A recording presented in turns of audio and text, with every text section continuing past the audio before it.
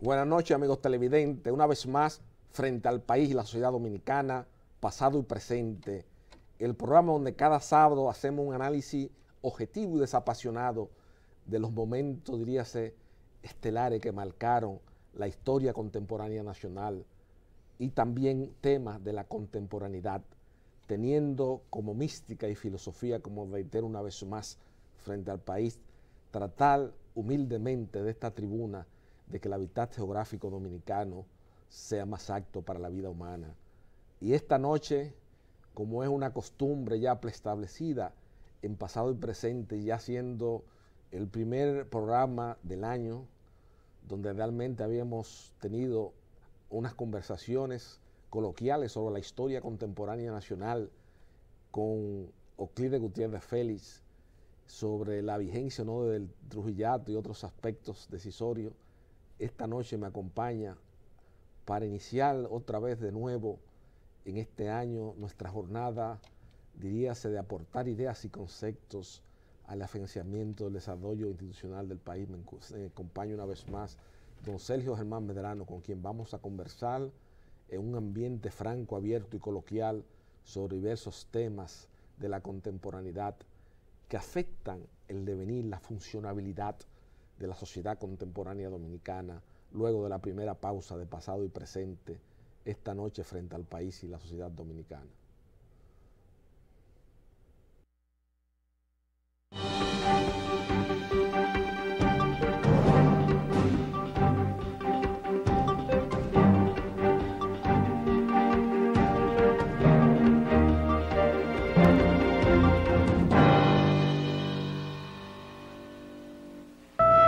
Para tener una mejor nación es preciso imaginarla distinta.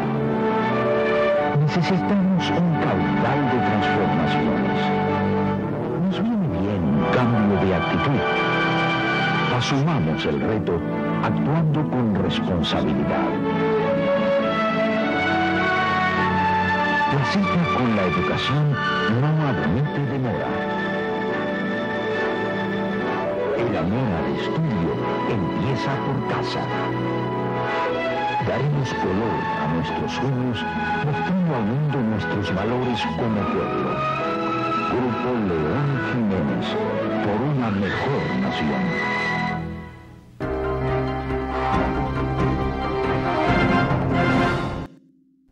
Como habíamos señalado en el premio de pasado y presente, se encuentra con nosotros don Sergio Germán Medrano. Buenas noches, don Sergio. Buenas noches, Carvajal.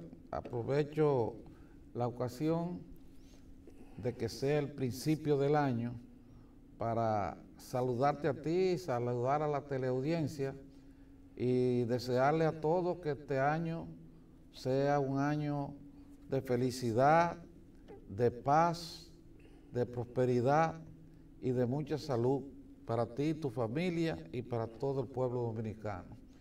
Esos 4 aspectos de la vida son sumamente importantes. La felicidad conduce al hombre y a la sociedad a un mejoramiento y a un acercamiento a Dios. La paz, como dijo un gran pensador, un ilustre pensador sudamericano, es la fuente de la civilización y del amor. La salud, indiscutiblemente, sin ella es imposible hacer cualquier aporte a nuestra sociedad como lo estamos haciendo a través de este programa. Y la prosperidad la deseamos todos para poder disponer de unos pesos, de unos centavos para nuestras actividades y las actividades de nuestra familia. Quiere decir que son 4 aspectos importantes que yo deseo que se perfilen y se concreten en ti, en tu familia y en todo el pueblo dominicano. Gracias, muchísimas gracias, don Sergio. Igual sentimiento lo que tenemos hacia usted, hacia su familia. Y esta noche ya entrando a los temas fundamentales que siempre usted y yo, en una tradición en la televisión dominicana, hemos tratado en la sociedad dominicana. Y sobre todo pensé mucho en usted cuando he visto en los últimos días, estando usted de vacaciones fuera del país, cómo se ha acrecentado la delincuencia social en la República Dominicana y sobre todo en una comarca geográfica donde es, diríase, donde están sus ancestros, que es la ciudad de Baní. Y obviamente quisiera que ante el país, claro, nosotros hemos sido reiterativos, pero quiero que usted analice desde el punto de vista sociológico, jurídico, cuáles usted cree que son las causas o los orígenes de que realmente a la velocidad de la luz se haya acrecentado la delincuencia social en la ciudad dominicana en los últimos meses. Carvajal, lo que está ocurriendo en Baní es una situación social y económica que se ha generalizado en el país en general. Nuestra sociedad a finales del siglo XX y principios de este siglo descansaba sobre el trabajo de la familia, sobre el trabajo de la sociedad en general, de una manera honesta, de una manera constante. Había una preocupación en la familia para que los hijos fueran a la escuela, recibieran la educación.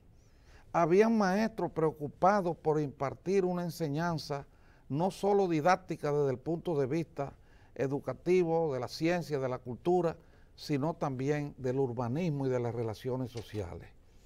Y había en general un ambiente que no permitía que se cometieran delitos ni personales ni sociales, porque recibía una censura social y una censura a través del castigo que imponía la judicatura. ¿Qué ha ocurrido en la sociedad banileja y en la sociedad dominicana en general? En primer lugar, se ha perdido el sentido de que el trabajo es la fuente de la riqueza. Mucha gente está sin trabajo. Podemos decir que esa falta de trabajo en la familia y en la sociedad se debe a que no hay fuentes de trabajo, no hay dónde trabajar. Y si no hay dónde trabajar, la gente, aunque quiera, no puede realizar ningún trabajo. Entonces tenemos una situación de desempleo generalizado que se traduce en una masa de personas en los barrios que no tiene dónde obtener el dinero diariamente mediante el trabajo para solventar sus necesidades personales y familiares. Entonces estamos con un primer factor que es estimulante y promueve la delincuencia, que es la pobreza. Pero no es solo la pobreza. Pasamos de ahí a que los padres de familia actualmente se preocupan muy poco por la conducta de sus hijos, se preocupan muy poco por la evolución de sus hijos en las escuelas, no son severos en la sanción de la corrección de sus hijos, hay una permisividad y hay un desarrollo teórico incluso de pseudocientíficos donde promueven teorías relativas al tratamiento que debe dársele al niño y que no se le debe, entienden que corregirlo severamente es un maltrato, lo cual no es cierto. El maltrato es golpearlo, el maltrato es infligirle castigos inhumanos, impiedosos, pero reprenderlo severamente e incluso imponerles sanciones que se impongan para que puedan tener un comportamiento honesto no puede ser un delito ni puede ser una falta cometida en la familia. Sin embargo, se está dando el caso de que en los barrios los padres se están preocupando muy poco por sus hijos. Se alega y se dice que no se pueden preocupar por los hijos porque tienen que irse al trabajo y que no pueden, pero ahí se queda generalmente la mujer en la casa, en muchos casos, y ahí está la escuela. Pero exacto. ¿Qué pasa? Ahí vamos a la escuela.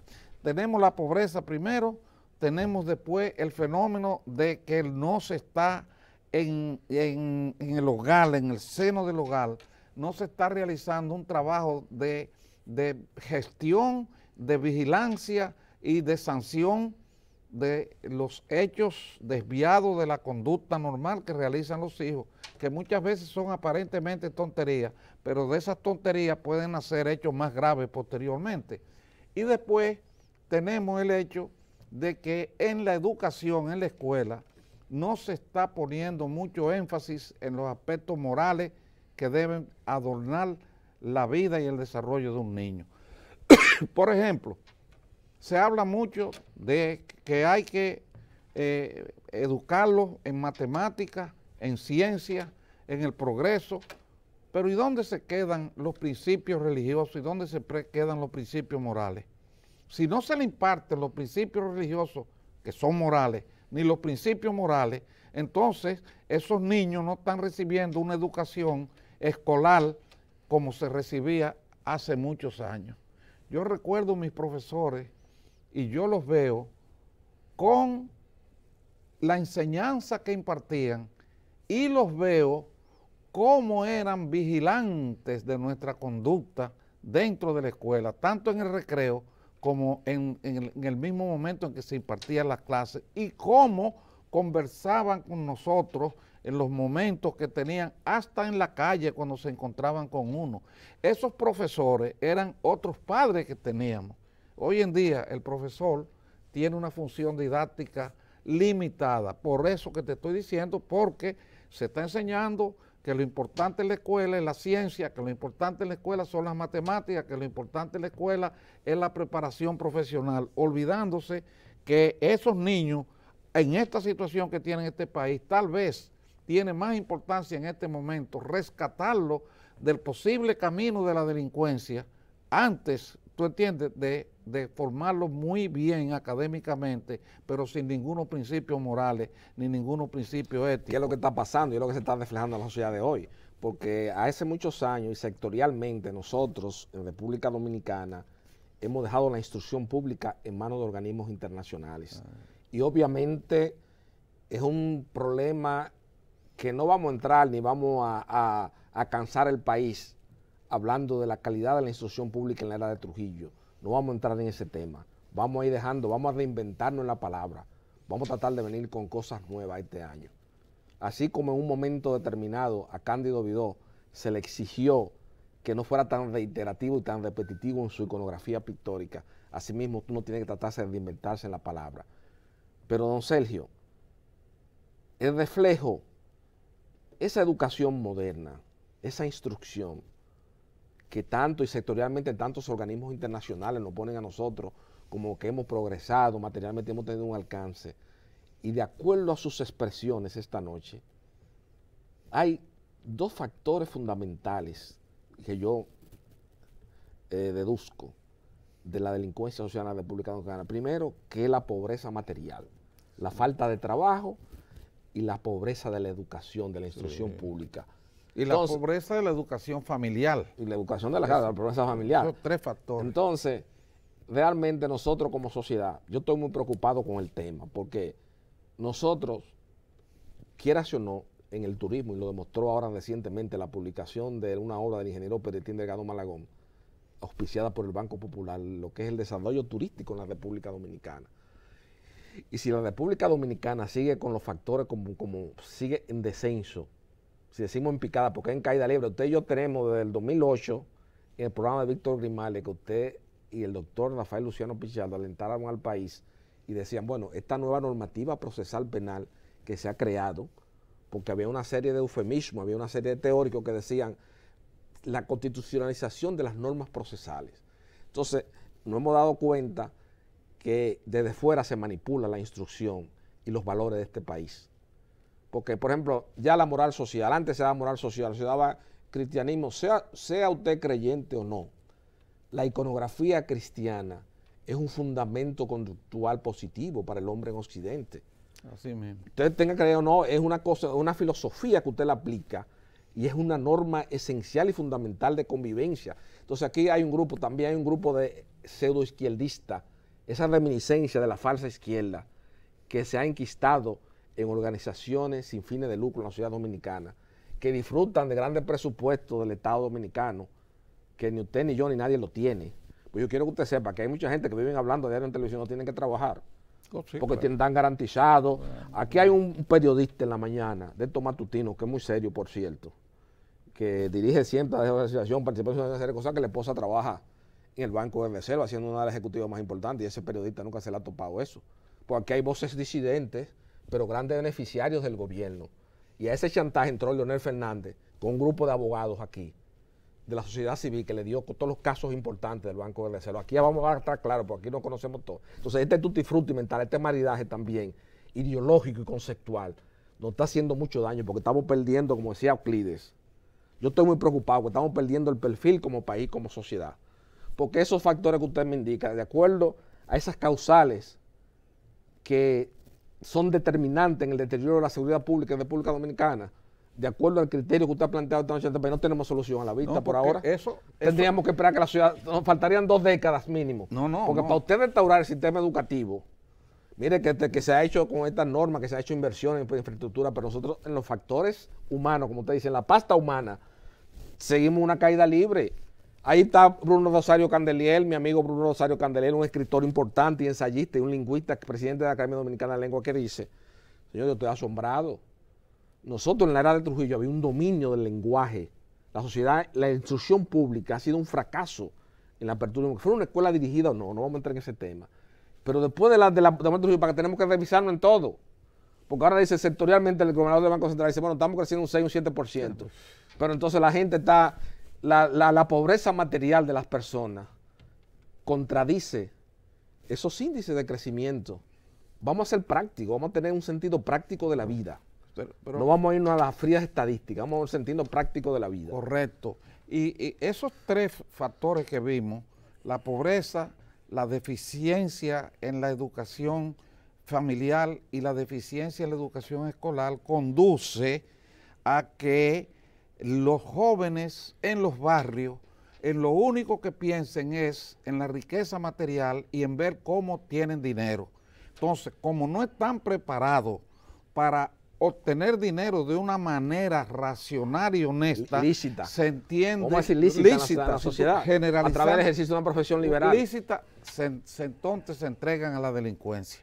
Pero se entregan a la delincuencia y entonces, cuando esa delincuencia se encuentra ya generalizada, ¿quién tiene la obligación y el deber de corregirla? ¿Quién tiene la obligación y el deber de la regeneración del delincuente? Ahí entra la función primero de la represión legal de la policía, la actuación de la policía y luego la actuación represiva pero legal también de los tribunales.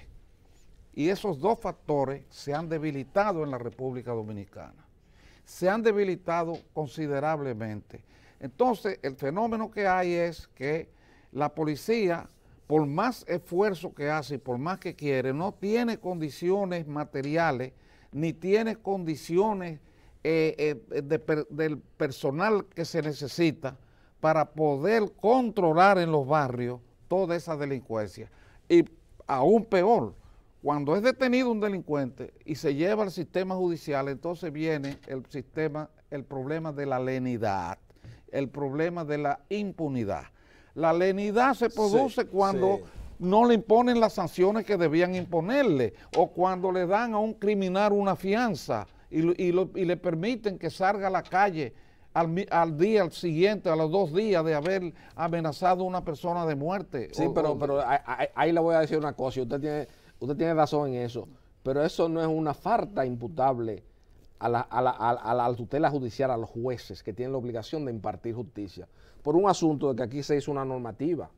Entonces lo que yo le quiero decir, que la sociedad, de acuerdo a lo que usted ha señalado esta noche ante el país, el problema de la delincuencia es un problema sumamente complejo, es más complejo de lo que se ve. Yo te iba a llevar... Es como esa cirugía mayor que hacía Félix Goico. Yo te iba a llevar ahí. A medida que iba abriendo, iba encontrando más cosas. Porque yo te iba a llegar ahí, te iba a llevar de la actuación de la policía y de los jueces, que es la continuación de lo que te estaba explicando, de los fenómenos de la delincuencia que se originan en los factores que te expliqué. Pasé a la actuación de la policía y la justicia, que son los llamados a corregir esa situación, pero encima de la policía y encima de los jueces está que la normativa jurídica que tiene que aplicarse. Y el Ministerio como Público. tú dijiste ahorita, hace un momento, esa normativa descansa sobre un código procesal penal que ya se ha dicho, redicho y requete dicho, que es favorable para los delincuentes. Es un código procesal penal que favorece la delincuencia. ¿Por qué? Porque le da toda clase de facilidades para salir de la cárcel e impone toda clase de dificultades para poder castigarlo. Claro. Hay mucho, Ya, siempre. ya procesalmente está diseñado así. Es la víctima. Está diseñado es así. una víctima, el delincuente es una víctima. Es una víctima de la sociedad. Exactamente. De la injusticia, de las desigualdades sociales. Bueno, y como tal hay que darle ese trato de cierta benignidad hacia ellos en la imputación. Y los derechos siempre son los derechos. Sí, los claro. derechos del imputado. Claro. Pero ¿y los derechos de la víctima del imputado? ¿A dónde están? No se reconocen, ¿verdad? Claro. Porque cuando se produce un acto delictivo, no solo hay una turbación del orden social, no solo hay una violación de la ley, sino que se afecta una persona o una entidad que recibe, una persona moral que recibe un daño, un perjuicio y que debe resarcirse. Y debe resarcirse no solo con los daños y perjuicios, sino también con el castigo del delincuente, con la condenación a la pena que impone la ley, pero eso es muy difícil y tarda años. Y mientras tanto se da el fenómeno de delincuentes sometidos a la acción de la justicia que salen bajo fianza o salen por cualquier otro medio de la cárcel y vuelven y cometen actos delictivos y vuelven a la cárcel y vuelven y lo sueltan. Es decir, que hay una situación que comienza generándose, como vimos, en la pobreza y termina en una legislación defectuosa que no ayuda a corregir nada. Entonces, es necesaria una revisión profunda. Sí, aquí hay que revisar el sistema completo, porque fíjese una cosa. Aquí, por ejemplo, hemos visto de las violaciones a una mujer. El hombre que tiene una estructura mental para violar a una dama, para obligar a una dama a, dirías, a la consumación del acto más hermoso del amor, de la cosa, que es una entrega. Ya usted ve la estructura mental de ese hombre. Ese hombre está frisado. Ese hombre nació con defectos de fábrica. Como decía, aquí hay incluso doctores y especialistas tan consumados como el doctor Alejandro Uribe Peguero, que fue presidente de la Asociación Dominicana de la Sociedad Dominicana de Psiquiatría, y establece que hay personas, hay delincuentes que por su naturaleza, por su esencia, por su psique mental, la gente que ha estudiado el cerebro como órgano, no estamos hablando de estos teóricos que vienen de la rehabilitación de la pena, no, estamos hablando de gente que tiene estudio al corte. Incluso está el mismo hijo de Bosco Guerrero también, que es un muchacho muy capacitado, que estudió en Yale, y lo han planteado aquí. Hay tipos de delincuentes, don Sergio, que no se regeneran socialmente hablando. Entonces, de acuerdo a lo que hemos expresado esta noche, yo creo que el país dominicano le esperan horas difíciles. Muy difícil. Todavía lo peor aún no ha llegado, como diría que, ¿quién era que decía así un presidente? No era Jorge Blanco, fue que dijo una vez, así, a lo peor aún no ha llegado. Alguien así fue que dijo así, no recuerdo en la historia. Sí. No Jorge Blanco, porque Jorge Blanco, según cómo va el escenario social y la historia dominicana, vamos a tener que sacarlo de su tumba y llevarlo al Panteón Nacional. Pero óyeme, porque ha quedado un bebé sin vecino. Óyeme ahora concretamente, porque tú comenzaste con el problema de la delincuencia en Baní. Y óyeme ahora esto concretamente. Hace 8 o 9 años, un fiscal, amigo mío, en Baní, en una conversación que tuvimos, me dijo, aquí yo tengo identificado unos 112 puntos de droga. Hace 8 o 9 años me dijo eso. ¿Y hay tantos consumidores? Yo lo miré. Oiga, pero eso es preocupante. Pero yo lo miré y le dije, eso es preocupante, porque el país esté así, don Sergio. Sí, así. No, eso es sumamente preocupante. Eso estamos perdidos. Pero eso era en esa época. Luego, ahora, según una versión que me dio el senador de Baní, Wilton Guerrero, ahora hay 70 puestos de droga, puntos de droga. Quiere decir, hay 30 menos. 30, 40 y pico de menos, pero son 70 puntos de droga. Eso te explica por qué murió ese coronel. El mismo hermano del dueño del punto de droga hizo una declaración y dijo que fueron... No, pero eso es la desfachatez más grande. Pues, bueno, eso le indica cómo andamos aquí en este país. Pero es lo que te estoy diciendo. Sí, fue la competencia que creó ese problema. Exactamente. Porque era el que más vendía. Hay un problema ahora mismo en el país que si tú lo miras y lo analizas en su profundidad, te espanta y te preguntas cómo se va a resolver. ¿Cómo se va a resolver si el sistema judicial es y ha demostrado ser incapaz? Si el sistema legislativo judicial ha demostrado ser también insuficiente e incapaz de resolver ese problema, y el problema ha ido creciendo, increciendo, pero tú no notas ningún clamor en la opinión pública, ningún clamor en el Congreso, ningún clamor en el Poder Ejecutivo, ningún clamor en las altas esferas del Poder Judicial, que son los que detentan el poder y tienen la posibilidad de tomar medidas heroicas para resolver esta situación. Tú no ves que dicen que aquí hay que hacer un esfuerzo tremendo, un esfuerzo heroico para resolver eso y aplicar las medidas que sean necesarias, porque para salvar una sociedad es necesario aplicar medidas muchas veces dolorosas. En muchas partes del mundo existe la pena de muerte. Yo le voy a decir una cosa. La pena de muerte, la muerte de un ser humano es doloroso. Pero sin embargo, el problema existe ¿para qué? El momento que hay que hacer una profilaxis social, exactamente, como lo hizo Singapur, como hizo la misma China continental. Lo que pasa es que en República Dominicana los procesos judiciales tienen tantas veleidades, que por eso ha habido esa reticencia a la imposición de la pena de muerte. Pero yo quiero, don Sergio... Bueno, porque tú tienes que ver la pena de... Porque aquí este es un país que olvida su historia. Y es verdad, quizás la pena de muerte es una solución. Lo que pasa es que hay un miedo terrible porque aquí se impuso la pena de muerte y Pedro Santana lo utilizó para fusilar a María Trinidad Sánchez y a otros héroes de la independencia. Exactamente, o sea que la evolución histórica no nos favorece la deposición de la pena de muerte en República Dominicana. Hay temor. Hay mucho temor con ese tema. Por lo que ocurrió en el pasado. Pero yo le quería decir, don Sergio, yo estoy muy preocupado con el tema de la seguridad. Y le voy a contar algo familiar. Ahora había unos estudiantes de la Universidad de Penn State de Pensilvania, aquí en Punta Cana, que son compañeros del hijo mío que está estudiando ingeniería civil allá, el hijo mío del medio. Y nosotros pasamos parte de la Navidad en Punta Cana y queríamos tener una atención con los compañeros de él. Y yo decía, nada, invítate a tus amiguitos, vamos a invitarlos para que vengan aquí a Blue Mall, la Bachata 2, un sitio que está dentro del casco de seguridad de lo que es Punta Cana. Y usted sabe lo que dijeron los papás de los muchachos, que ellos no podían salir del hotel. Que esas eran las recomendaciones que tenían de la embajada americana, no salir del hotel.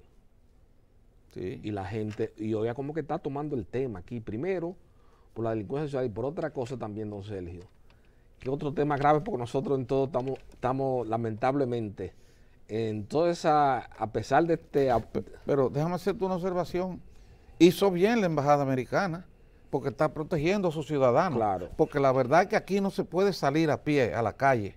Y esos muchachos jóvenes andando a pie en Punta Cana, en esas calles de Bávaro o en esas playas de Punta Cana, oye, iban a ser víctimas de los motoristas y de los asaltantes. Sí, pero yo le quería comentar también de que, por ejemplo, ese tema de la seguridad, nosotros en República Dominicana, yo se lo decía a Euclides, el otro tema gravísimo es el problema del tránsito en la sociedad dominicana. No, pero... Oiga, uno de los países, oigan bien, el dinero de la salud pública en República Dominicana, el gran grueso del dinero que a veces se decía, un grupo de personas que se iban las parturientas haitianas, se ha demostrado estadísticamente que la mayoría de recursos se van a asistir personas que han sido víctimas de accidentes de tránsito en República Dominicana. Espérate, para que... Entonces, en esa recuperabilidad y personas con lesiones permanentes. Entonces, yo no sé cómo que vamos... Tú hablaste de parturientas, de mujeres de parto, y te debo decir lo siguiente, para que te asombre. ¿Tú sabes cuántos partos de extranjeros, dígase haitianas, hubieron en la República Dominicana en los meses de noviembre y diciembre del año 2010, que pasó el año pasado? 22,000 partos. ¿Qué significa eso? Que de Haití vinieron 22,000 personas a parir en los hospitales, mujeres, a parir en los hospitales dominicanos. Pon tú que una parte de ellas vivan aquí, pero lo que eso significa es que cuando un dominicano va a un hospital, Está ocupado ya está Sobre todo en la ocupado línea fronteriza. y no tiene la oportunidad De ser atendido. porque está atendido, pero ¿qué resulta? Yo te diría a ti una cosa, por razones de humanidad hay que hacerlo, Claro. pero también que se dejen los gobernantes haitianos, la élite haitiana y un grupo de intelectuales haitianos entonces está hablando de que la República Dominicana se maltrata a los haitianos cuando son los haitianos los que están ocupando el lugar que le corresponde a los dominicanos en los hospitales, en las escuelas, en los trabajos. Entonces, tú entiendes, por lo menos deben reconocer el papel que está jugando la República Dominicana y esa élite haitiana que se confabula con los mismos, con ese grupo de intelectuales que hay en Haití, escribiendo y criticando a la República Dominicana, es una élite que tiene los negocios en Haití, los ha dejado en Haití, pero se han ido a vivir a Panamá y a Miami, con sus familias. No, porque no son pendejos. No son tontos, ¿verdad? No son tontos. Pero no, ellos se van, dejan sus negocios y nos mandan la gente a nosotros. Pero ellos están viviendo. Y mira el problema que hay ahora con la escasez de gasolina y las cuestiones que hay. Hay unos problemas muy serios de tensiones sociales. Y cada vez que hay un problema de tensión social, cruza 50,000 para acá. Pero Entonces, oye, pero tú no has pensado, los tú haitianos, no estás esperando el día de la caravana. Aquí hay que esperar una caravana de haitianos. Es que eso va a venir. No, Sergio, es que no es necesario, no hay condiciones para hacer una caravana, porque el único haitiano que está de aquel lado, que está en Puerto Príncipe, es el que no ha querido venir para acá. Ahí ellos no hay que hacer caravana, porque ellos nada más dicen, yo me voy mañana para Santo Domingo, y vienen. Eso es cierto. Eso es en Estados Unidos, que hay control y hay criterio de lo que es una frontera. Pero en República Dominicana, lamentablemente, le voy a decir una cosa. Se ha perdido el criterio de la frontera. Le voy a decir una cosa. Así mismo. Yo me formé bajo un espíritu de luchadores antitrujistas, pero tengo que reconocer en la escuela de Trujillo y de Balaguer esa defensa de la frontera dominicana. Así mismo. Aquí la izquierda criticó mucho a Balaguer, que era un hombre entreguista, que era que yo qué, pero Balaguer demostró, vamos a decir, basado en ese concepto que Lupo Hernández Rueda extrajo de la jurisprudencia laboral dominicana, de acuerdo al contrato de realidad, cómo se ejecutaba en la realidad, las medidas que tomó Balaguer fue para la defensa de este hábitat geográfico. Y los haitianos, da pena, don Sergio, que hoy día el PLD, tanto el gobierno de Leonel Fernández, tiene una gran cuota de responsabilidad. Reconozco a Leonel Fernández un gran activo del país, es un hombre decente, es un hombre educado, es un hombre, como decía don Juan Ducudrey, investido de los crisoles históricos que le dio ser fundador del Partido Socialista Popular de la República Dominicana. Decía refiriéndose a Leonel Fernández que sabe cultivar el difícil arte de la sencillez. Es un hombre de espíritu, yo lo conozco reconozco como un gran activo. Evidentemente. Es un gran activo, pero una gran persona. Pero tiene en su historia, en la historia contemporánea nacional, tiene un gran punto ominoso. Y es que las administraciones del Partido de la Liberación Dominicana, al margen de cualquier valoración política, estamos hablando del tema de una realidad concreta, ellos entienden que no deben combatir la migración haitiana, porque eso puede crearles problemas en ciertos estamentos internacionales. Y eso en la práctica se ha visto. Ellos tienen esa idea acrisolada y acrecentada. Y Euclides también me lo confesó a mí. Déjame decirte, eso es una mitomanía, ¿tú entiendes? Y eso es un razonamiento falso que se ha elaborado en la República Dominicana de que los organismos internacionales quieren que los haitianos vengan a la República. Eso no es verdad. Eso no es verdad. Cada país tiene su propio tiene su frontera e impone el respeto a su frontera, vigila su frontera y evita que a su país entren individuos indeseables, porque esa es la parte de la frontera, uno de los papeles de la frontera. Entonces, a nadie nos puede criticar a nosotros, ni yo he visto ninguna crítica tampoco, Esas críticas son palabras en el aire. Son producto de la invención. Nebulosas aetéreas. Exacto, producto de la invención. Esas son invenciones para protegerse, porque la realidad es que el Estado dominicano se ha descuidado en la frontera. Y la frontera es hoy un campo abierto, un territorio libre para el ingreso y el egreso de extranjeros, no solo haitianos. el ingreso y el egreso de armas, incluso de Droga, guerra, droga, contrabando y todo. Dinero, euros, todo. Y combustible, combustible. Ahora están pasando los camiones de combustible para acá, porque está a 200 pesos, ya está el doble. Y destruyendo la naturaleza en toda la zona fronteriza. Que es el efecto más demoledor. Es el efecto más demoledor de la migración haitiana. La tala haitiana. de todos los árboles. La tala de árboles. Tú, mira, ahí... Y que ya se está viendo las consecuencias. Ahora estamos empezando el año, pero hay amenazas de especialistas que aquí va a haber una sequía estacionaria. Bueno. Y eso es un reflejo también de eso, del cambio. Aquí se habla nada más de las emisiones de los gases invernaderos al espacio sideral o el espacio de la Tierra, pero también no se toma en cuenta la tala de árboles, que la tala de árboles también contribuye profundamente, aparte de que erosiona la fuente de creación de agua, también aumenta drásticamente el calentamiento global. Eso es una realidad. Eso no es teoría, y eso está de acuerdo todos los organismos internacionales, incluso el mismo presidente de los Estados Unidos, que no cree en muchas de las cosas que se dice del calentamiento global, está de acuerdo en que la tala de árboles en cualquier... Eso no hay que ser un genio, ni hay que ser un físico ni un matemático acabado. Usted tala árboles y usted va a ver que inmediatamente la temperatura va a elevarse. Eso es un experimento que se hace y donde quiera dar. Es una verdad absoluta. Claro, y además se erosiona el suelo, porque cuando llueve, el suelo se erosiona, corre toda la tierra y arrastra la capa fértil del terreno, la capa vegetal. Exactamente. Entonces va dejando todo. Tú lo ves por ahí, en el sur. El sur es una zona poco lluviosa, y resulta que esa zona del sur, por ser poco lluviosa, cuando tú hace 30 o 40 años caminabas por la carretera del sur, tú veías árboles inmensos, porque como esos árboles se adaptaron a crecer en esa zona sin agua. Exacto. Pero crecieron. Ese sur agreste, seco, como decía Lupo, en Crónica del Sur. Exactamente, y el terreno bien, pero comenzaron a la tala y comenzaron los cortes de árboles. Y ya cambió, y el ecosistema cambió totalmente. Totalmente. Lo que tú ves ahí es desolación. Desolación. Roca, piedra.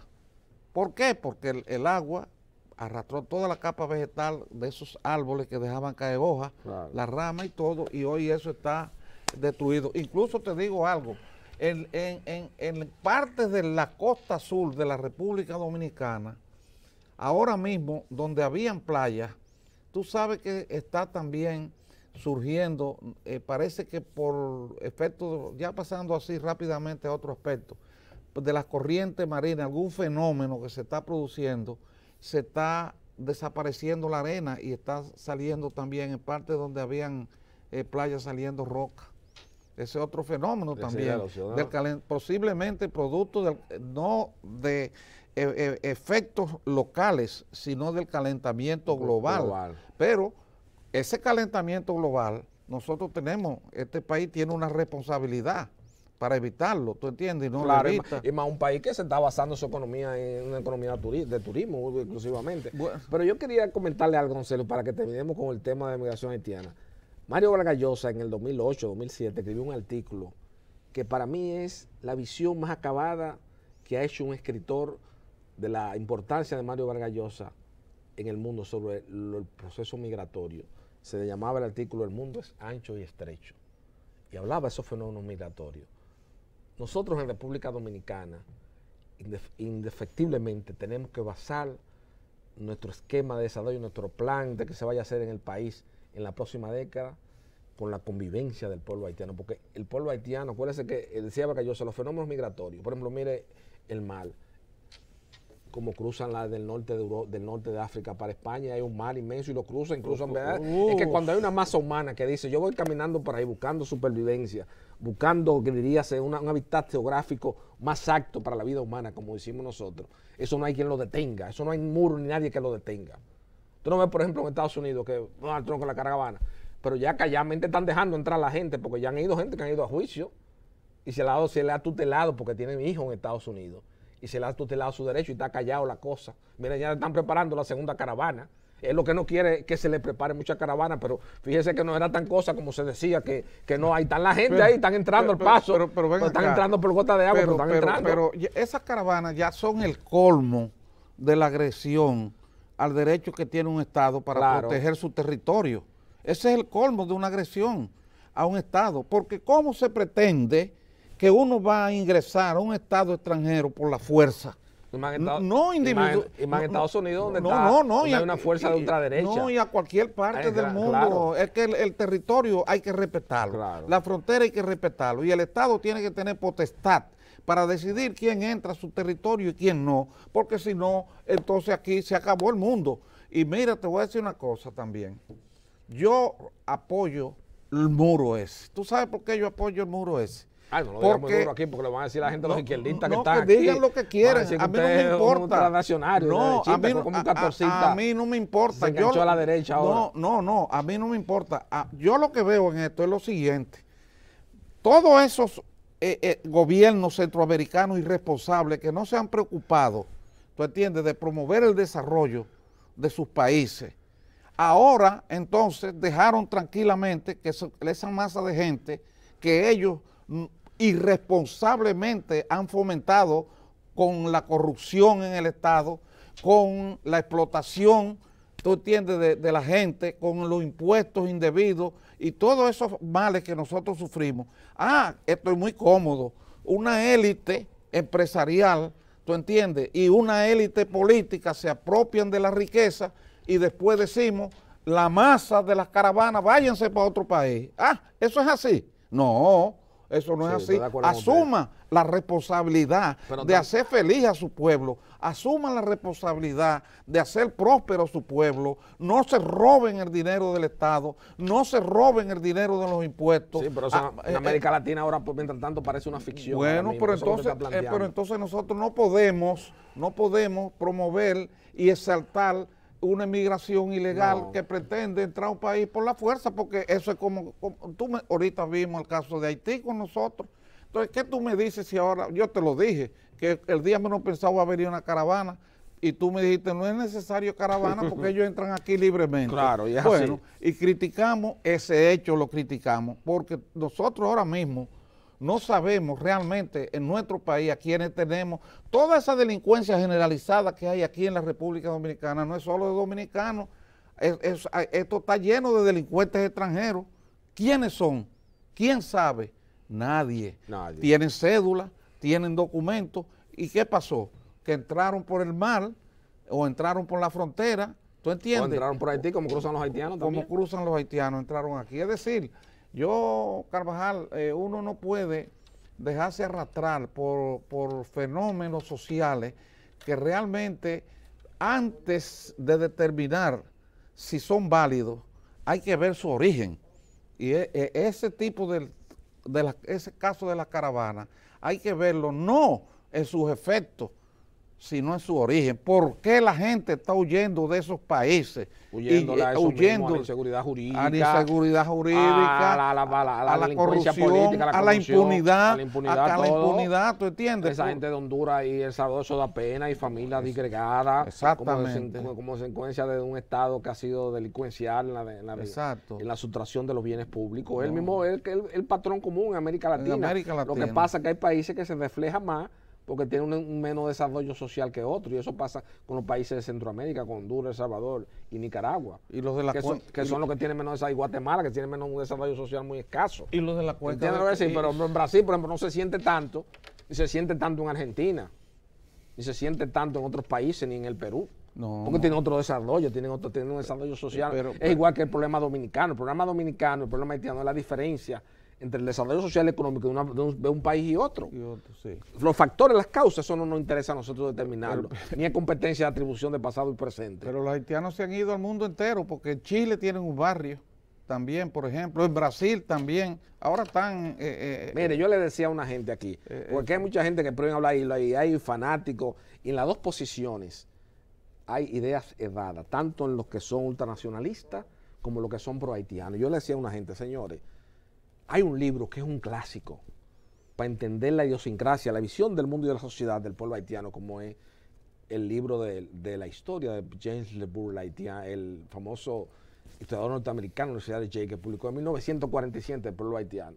El pueblo haitiano. Entonces, don Sergio, en el sur de la Florida, las tensiones raciales más poderosas que se han producido en el estado de la Florida, no entre negros y blancos, entre los morenos americanos de la Biscayne Boulevard para arriba, de North Miami Beach, que le tienen miedo a los haitianos del pequeño Haití.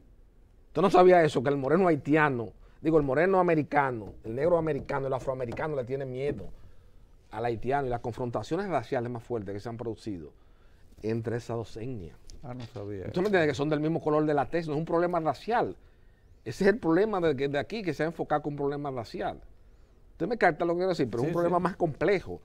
Es que el haitiano tiene una visión, una cosmovisión de una sociedad completamente diferente a nosotros. No, claro. Somos diametralmente opuestos. No, pero eso nada más hay que buscarlo y leerlo en una obra pequeña, un ensayo pequeño que escribió Peñavalle, Orígenes del Estado Haitiano. También, exacto. Tú vas a ver ahí cómo se originó el Estado haitiano, y si tú ese libro lo comparas con la historia nuestra, el origen del Estado nuestro, te vas a encontrar que hay una diferencia profunda entre el origen de los dos estados y la formación de los dos estados, ¿verdad?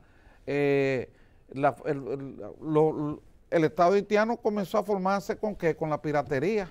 Sí. Con la piratería, ¿tú entiendes? La piratería que fue el resultado de un acuerdo que en Europa entre la corona de Inglaterra, los grandes comerciantes armadores holandeses y Francia y España. Y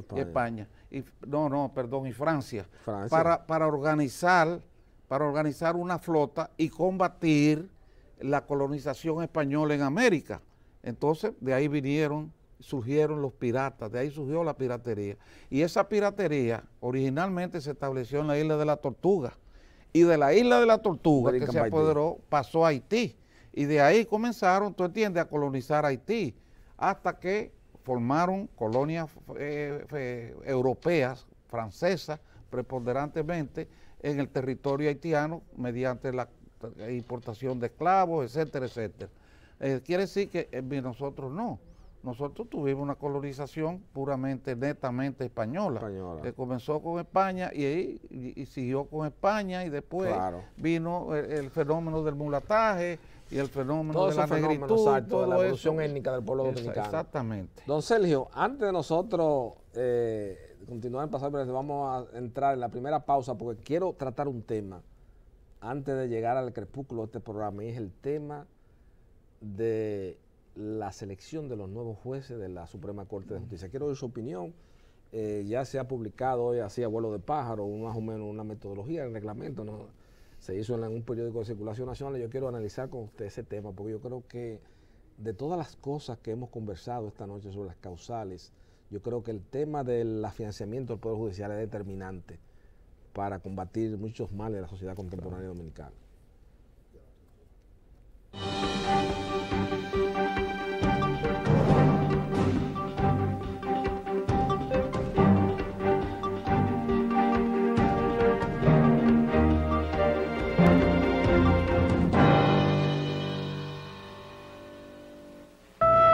Para tener una mejor nación es preciso imaginarla distinta. Necesitamos un caudal de transformaciones. Nos viene bien un cambio de actitud. Asumamos el reto actuando con responsabilidad. La cita con la educación no admite demora. El amor al estudio empieza por casa. Daremos color a nuestros sueños, mostrando al mundo nuestros valores como pueblo. Grupo León Jiménez, por una mejor nación.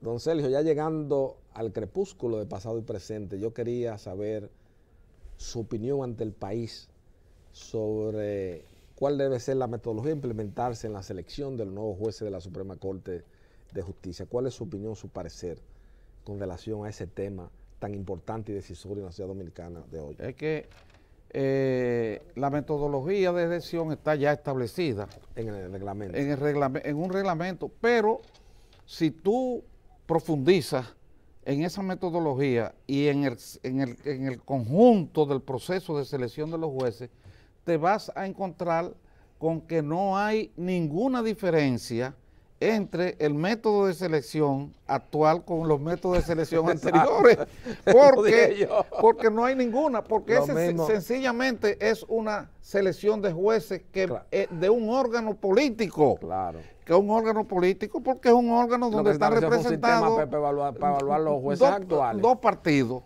el Partido de la Liberación Dominicana y el Partido Revolucionario Moderno, claro, que tiene 2 representantes. Entonces, es una selección que parte de partidos políticos, y yo no creo en eso. Yo no creo en esa selección por esa razón.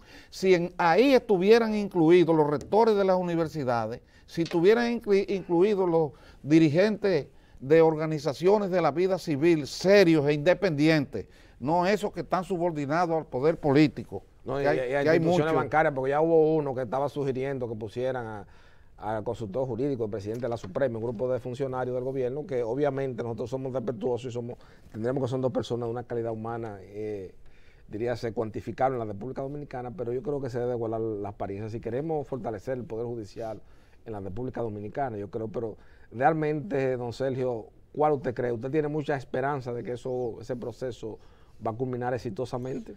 Bueno, con una selección rigurosa que pueda coadyuvar al fortalecimiento del Poder Judicial, que es lo que se necesita en la República Dominicana. Al fin de cuentas, para combatir todos estos males que nosotros no hemos pasado una hora aquí de manera descriptiva analizando. No se puede hacer vaticinio, es una situación indescifrable, porque hay muchos buenos abogados que podrían ser buenos jueces, y hay muchos jueces que podrían ser también ascendidos y ser mejores jueces. Claro. Pero también hay muchos malos abogados aspirando a ser jueces, y muchos malos jueces probados porque han dado sentencias reprobables, de origen de motivación dudosa, por reprobables que son, y esos jueces pueden estar aspirando también a volver a que los asciendan a un ascenso. Entonces, o que los certifiquen. Bueno, ratificados se van a quedar. No, pero yo digo lo que hay en la Suprema, porque hay algunos que van a someter a un proceso de evaluación.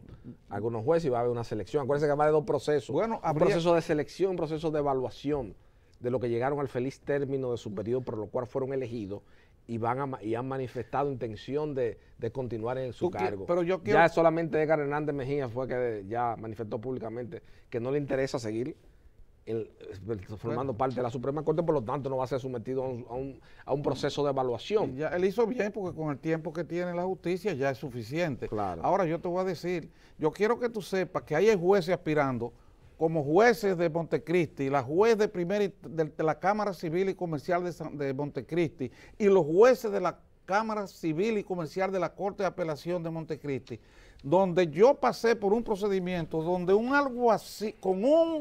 alguacil de la Suprema Corte de Justicia, que había fallecido hace 4 o 5 años, hicieron un procedimiento de embargo y se apropiaron de una propiedad de 60 millones de pesos, y cuando se le dijo a esos jueces y se le llevó una certificación de la Suprema Corte de Justicia de que ese alguacil había fallecido hacía 4 años y que en consecuencia no podía haber notificado esos actos, que eran actos falsos, que era un procedimiento nulo, y que un procedimiento nulo no podía culminar con una sentencia de adjudicación que favoreciera a un tercero adquiriente. Sin embargo, ese tercero adquiriente, que fue el autor intelectual de todas esas falsedades, resultó adjudicatario, y ahí le convalidaron el fraude. Hay un recurso de casación en la Suprema Corte de Justicia. Vamos a esperar a ver qué dice la Suprema Corte de Justicia. Pero fíjate, sí, esos jueces de Montecristi a lo mejor están aspirando la de primera instancia que la lleven a apelación, y la de apelación que lo lleven a la Suprema Corte de Justicia. Bueno, y si lo designan, ¿qué podemos esperar de ellos? Claro. Bueno, don Sergio, desde esta tribuna de pasado y presente, como ha sido una costumbre reiterada en este espacio de televisión, cuyo leitmotiv fundamental, como yo he reiterado, inspirado en ese amor pristino e inmaculado a este hábitat geográfico que demostró en todos los trayectos de su vida pública mi extinto padre Francisco Carvajal Martínez, la musa inspiradora de que nosotros continuemos en este año 2019, aunque muchas veces sintamos que estamos arando en el desierto, vamos a seguir desde pasado y presente planteando posiciones públicas como que la que ha planteado don Sergio Germán Medrano relativo a jueces, y con el aspecto de la selección de los nuevos jueces de la Suprema Corte de Justicia, nos vamos a mantener vigilantes en este cenáculo histórico que es pasado y presente. Buenas noches, amigos televidentes, y solo me resta, al empezar el año 2019, darle las gracias una vez más a la familia dominicana por elegir Pasado y Presente como su programa favorito, donde se discuten los temas trascendentes, los temas fundamentales de la sociedad contemporánea dominicana. Buenas noches, amigos televidentes.